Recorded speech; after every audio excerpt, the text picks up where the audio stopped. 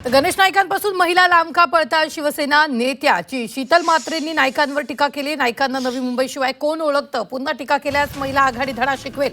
शिवसेना प्रवक्त्या शीतल म्हात्रेंनी मंत्री गणेश नाईक यांच्यावर टीका केली आहे। तर गणेश नाईकांपासून महिला लांब का पळतात? नाईकांना नवी मुंबईशिवाय कोण ओळखतं?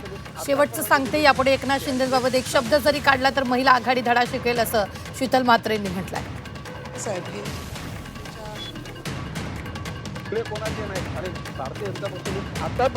ही मोठी बातमी आपण पाहतोय। नाईकांपासून महिला लांब का पळतात असा सवाल यावेळी शीतल म्हात्रेंनी विचारलाय। तर पुन्हा टीका केल्यास महिला आघाडीच धडा शिकवेल, असं सुद्धा शीतल म्हात्रेंनी म्हटलेलं आहे।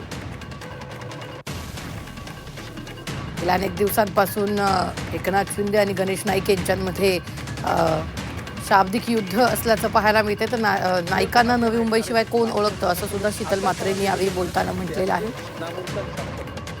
काल ज्योती वाघमारेंनी सुद्धा त्यांच्यावर टीका केलेली होती। आज शीतल म्हात्रेंनी त्यांना थेट इशारा दिल्याचं पाहायला मिळत आहे।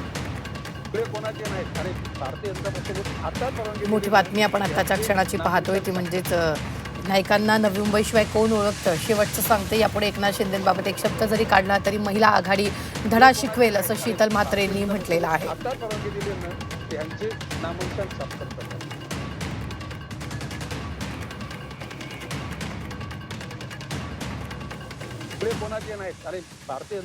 गणेश नाईक हे स्वतःला त्यांच्या पोटात दुखतंय, कारण माननीय शिंदे साहेब हे एक सर्वसाधारण कार्यकर्ता होते आणि कार्यकर्त्यांपासून ते उपमुख्यमंत्री उपमुख्यमंत्री झाले, संपूर्ण महाराष्ट्राचे लाडके भाऊ झालेत। हे कुठेतरी पोटात त्यांच्या दुखतंय, खतखततंय, म्हणून हे कुठेतरी सतत शिंदे साहेबांबद्दल गरळ ओकण्याचा प्रयत्न करतायत। परंतु गणेश शिंदे जरा स्वतःचं गणेश नाईक जरा स्वतःचं आपलं जरा बघा, तुम्ही भविष्य काय आहे आणि काय कशा पद्धतीने बोलताय जरा लक्षात घ्या।